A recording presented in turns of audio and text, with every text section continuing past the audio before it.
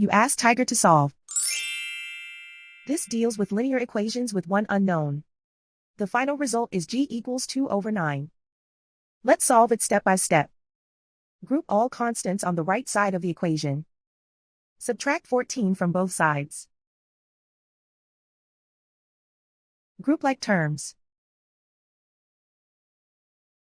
Simplify the arithmetic.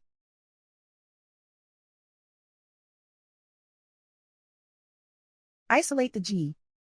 Divide both sides by -63. Cancel out the negatives. Simplify the fraction. Cancel out the negatives. Find the greatest common factor of the numerator and denominator.